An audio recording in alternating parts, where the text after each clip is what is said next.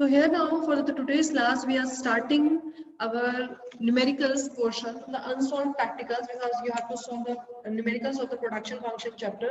Here the unsolved practicals on page number 5.30, and from here we are going to start our numericals. See this first question. So the questions I am solving here AP and MP.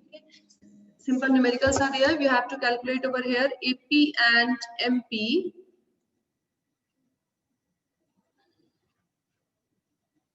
AP and MP we have to calculate. So AP means average production, that is calculated as TP upon labor or TP upon the variable factor. Simply we will divide this.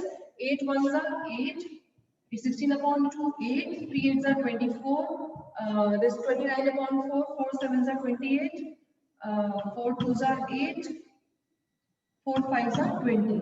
Then 29 upon 5, 5 5s are 25. 4 5 8s are 40. It's 5.8, and 25 upon 6.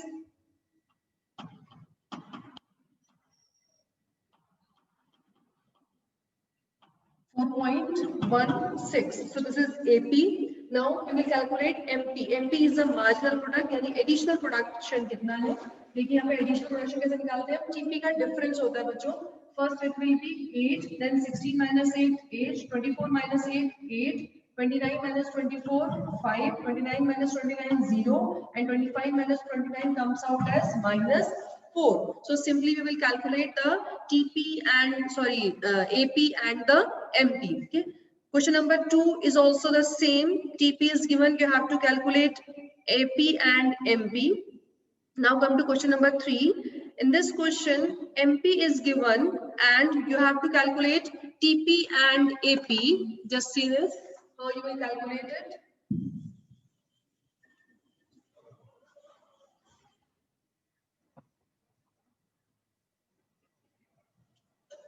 So variable input is given 1, 2, 3, 4, 5, 6, 7. And over here MP is given.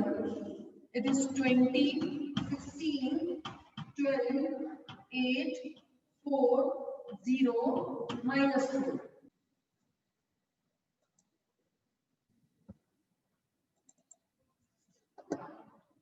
The internet connection is unstable. Okay, just whatever is left, see the videos. So here we have to calculate TP and AP. This is TP and AP. MP is given. So what we will do? First of all, from MP we will calculate TP. Okay, पहले हम क्या करेंगे? MP से हम लोग पहले TP calculate करेंगे. जैसे कि MP TP का डिफरेंस होता है, वैसे ही जब हम MP को प्लस करते जाएंगे तो हमारे पास में क्या आ जाएगा? TP आ जाएगा. देखिए कैसे करेंगे. पहला आएगा 20, then 20 plus 16, this is 36. 36 plus 12, 48. 48 plus 8, 56. 56 plus 4, 60. 60 plus 0, 60, and this is 56. Okay? ये आगे आपका TP कैसे निकाला मैंने? MP को प्लस करते हुए मैंने TP को कैलकुलेट किया. पहला आया 20, then 16, 36 plus 12, 48 plus 8. इस तरीके से आप इसको सॉल्व कर लेंगे. ये आपका आ गया TP. Now from this TP you will calculate average product AP. कैसे कैलकुलेट करेंगे? आप करेंगे इसको AP कैसे निकालते हैं? TP upon labor or TP upon the variable factor. So this will be 20 upon 1, 20, and this is 18. 48 upon 3, 3 ones are 3 6 are 18. 4 ones are 4 1, 4 4s are 16.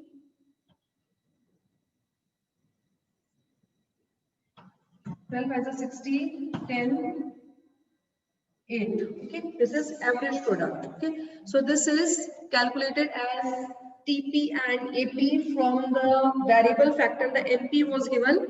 This will calculated. Now see question number 4. Same it is. जैसा हमने भी ये वाला किया है. Question number 3. MP given है. पहले आप MP से TP कैलकुलेट करेंगे प्लस करते हुए, और फिर आप TP को डिवाइड करेंगे तो आपके पास में आ जाएगा एवरेज प्रोडक्ट. क्वेश्चन नंबर 5 भी ऐसा ही है. Come to question number 6. AP दिया हुआ है तो इसमें आप क्या करेंगे? पहले कोई बताएगा मुझे? Anybody can tell me? अगर AP दिया है तो क्या करेंगे पहले? In this question, first of all, you will calculate TP, AP into labor. First of all, you will calculate TP. Then from TP, you will calculate MP, the difference of this TP. Okay. तो ऐसे ही आप question number 6 और 7 कर लेंगे. Now come to question number 8. इसमें कुछ blanks दिए हैं, तो ये मैं यहाँ पे solve कर रही हूँ. Question number 8. Let's see this question again.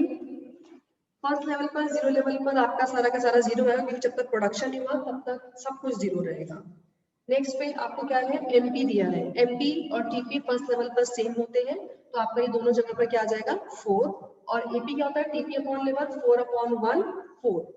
Next second level पर आपको टीपी दिया हुआ है, आपने कैलकुलेट करना है एपी और एमपी. कैसे करेंगे, 10/2 5 और डिफरेंस एमपी होता है 10 - 4 6. ये आपका आ गया. नेक्स्ट थर्ड लेवल पर आपको एपी दिया है, आप यहाँ से पहले टीपी कैलकुलेट करेंगे. कैसे, क्रॉस मल्टीप्लिकेशन करके 6 × 3 6 3 18 और 18 - 10 आपका आ जाएगा एमपी. नेक्स्ट फोर्थ लेवल पर आपको दिया है टीपी. टीपी आपको दिया है 24. 24 में से आप पहले एपी कैलकुलेट करेंगे. 24/4 6, because AP is TP upon labour. और एमपी आप कैसे कैलकुलेट करेंगे, 24 - 18 6. नेक्स्ट फिफ्थ लेवल पर आपको एपी दिया है 5. Okay, आप कैसे करेंगे टीपी, 5 × 5 25 and then 25 - 24 1 आपका आ जाएगा remaining. That is the MP. So this way you will solve question number 8. Now come to the next question, question number 9. Now see this question number 9. Here in this question AP is given and MP is given. उसमें भी आपके blanks हैं और आपने क्या निकालना है, आपने कैलकुलेट करना है. You have to calculate this blanks. You have to solve this blanks. तो अभी एपी एमपी से ना तो हम एपी से एमपी निकाल सकते हैं, ना हम एमपी से एपी निकाल सकते हैं. Now what we will do in this case, first of all we will make one column of total product. हमें नहीं कहा, तब भी हम एक कॉलम जो है यहाँ पे क्या करेंगे, अपना टोटल प्रोडक्ट का ले लेंगे, ताकि हम इजीली एपी भी कैलकुलेट कर सके और एमपी भी, क्योंकि टीपी जो है एमपी और एपी के बीच में एक लिंक है, उसके बिना हम सॉल्व नहीं कर पाएंगे. तो हम पहले क्या करेंगे, एक कॉलम बनाएंगे टीपी का. अब देखिए फर्स्ट लेवल में आपको एपी दिया है, लेकिन आपने एमपी कैलकुलेट करना है. कैसे आएगा, सबसे पहले आप क्या करेंगे, यहाँ पे आप टीपी कैलकुलेट करेंगे. कैसे करेंगे, 16 × 1 16. ठीक है, आ गया 16 टीपी. और आपको मैंने अभी बताया था कि टीपी और एमपी फर्स्ट लेवल पर सेम होता है, तो यहाँ पे कितना आ जाएगा, एमपी 16 सेम. अब आइए सेकेंड लेवल पर. सेकेंड लेवल पर आपको टीपी दिया है, सॉरी एपी दिया है 20. आप क्या करेंगे, पहले आप सबसे पहले टीपी कैलकुलेट करेंगे. कैसे आएगा, 20 × 2 40. This is TP. Now how you will calculate MP, 40 - 16 this is 24. ठीक है, ये आपका आ गया एमपी. आइए थर्ड लेवल पर एमपी दिया है 20 और आपने कैलकुलेट करना है टीपी. कैसे करेंगे, 40 + 20, इसमें इसको प्लस करेंगे, कितना आ जाएगा आपका ये 60. 60 आ गया. और एपी 60/3 20 सिंपली. अब फिर आइए नेक्स्ट लेवल, फोर्थ लेवल पर आपको एपी गिवन है, आप क्या करेंगे, पहले टीपी कैलकुलेट करेंगे. 18 × 4 18 4 जा 72. Now you have to calculate MP. MP क्या होता है, टीपी का डिफरेंस. 72 - 60 12. अब आइए फिफ्थ लेवल पर एमपी गिवन है, आपने टीपी निकालना है. कैसे करते हैं, एमपी को जब हम प्लस करते जाते हैं तो हमारे पास में क्या जाता है, टीपी. अब देखिए 72 + 8 80. अब इसको चेक भी कर सकते हैं, जैसे 80 - 72 8 है, यानी कि हमने बिल्कुल सही किया है. अब क्या कहना है आपने यहाँ पे, एपी इज 80/5 16. अब नेक्स्ट लेवल पर आपको एपी दिया है, आपने पहले टीपी कैलकुलेट करना है. 14 6 84 और 84 - 80 this is 4 as MP. So this way you will calculate question number 9 also. Simply you can calculate it. In this question number 10 it is given TPP, APP, same it is, whether it is total product or it is a total physical product, it is the same. कोई फर्क नहीं पड़ता. Simply आपने जैसे 8 और 9 question किया है, simply you will solve question number 10 also. Only the names are change. TPP is given. TPP means total physical product and it is same as total product. No need to get panic. This is only the simple version. Now come to question number 11. Calculate MP of the variable factor and identify the various phases of change in TP from the following schedule. आपको यहाँ पर TP दिया है और आपने यहाँ पे phases बताने हैं, कब कौन कौन से phases है, increasing phase कहाँ तक है, decreasing phase कहाँ तक है, negative phase कहाँ तक है, ये first phase, second phase, third phase. आपको TP given है.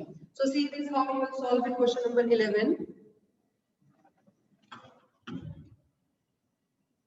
This is lever 0, 1, 2, 3, 4, 5, 6. This is TP 0, 10, 28, 45, 52, 52, 48. Okay? आपने यहाँ पे क्या करना है, सबसे पहले आप यहाँ पर फेजेस निकालने के लिए सबसे पहले आप यहाँ पे क्या करेंगे, आप लोग पहले यहाँ पे एमपी कैलकुलेट करेंगे, मार्जिनल प्रोडक्ट. कैसे कैलकुलेट करते हैं marginal product? Marginal product is the difference of the total product. So you will calculate over here marginal product. अब देखिए 0 लेवल पर 0, फर्स्ट लेवल पर TP और MP सेम रहता है, दिस इज 10. अब आइए नेक्स्ट लेवल पर second, 28 minus 10 18, 45 minus 28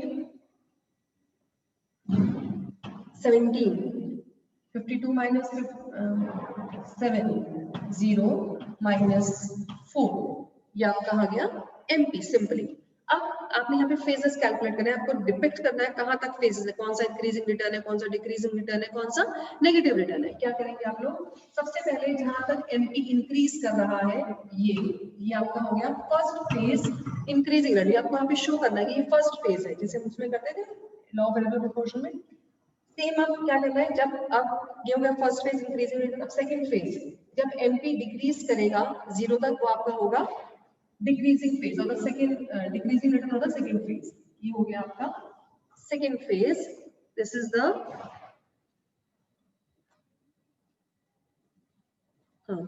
second phase आपका यहाँ से होगा, इधर से लेंगे आप ये, क्योंकि गिरना यहीं से शुरू हुआ है, यहाँ से नहीं शुरू, यहाँ से शुरू हुआ है. फर्स्ट और थ्रू फर्स्ट फेज, फिर सेकंड से लेकर के फिफ्थ फेज तक आपका होगा सेकंड फेज, और फिर लास्ट आपका होगा sorry, this is, and the last one is the third phase, that is the negative return. तो यहाँ पर जो है आप इस तरीके से अपना 3 to 5 तक आपका सेकंड फेज डिक्रीजिंग रिटर्न, और लास्ट वन आपका क्या होगा नेगेटिव रिटर्न, और इस तरीके से आप ये सॉल्व कर लेंगे question number 11. Clear to all of you? Come to now question number 13. Here also you have to find out the phases of the law of variable proportion, increasing, decreasing, and the negative.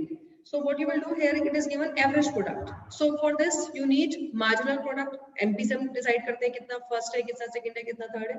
So first of all from this average product you will calculate total product. कैसे calculate करेंगे? AP into labor 10, 24,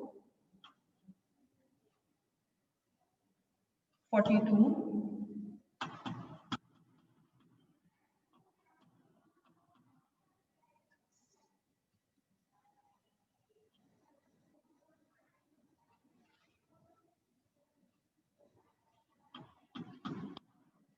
58 and 14 5s are 70. ये आपका आ गया TP. अब इससे आप calculate करेंगे MP marginal product. 10, 24 minus 10 14, 42 minus 24 18, 58 minus 42 16, और ये आपका आ जाएगा 12. ये आपका आ गया एमपी. और इस तरीके से आप क्या करेंगे, आपको कैलकुलेट करने हैं फेजेस. कैसे होगा देखिए,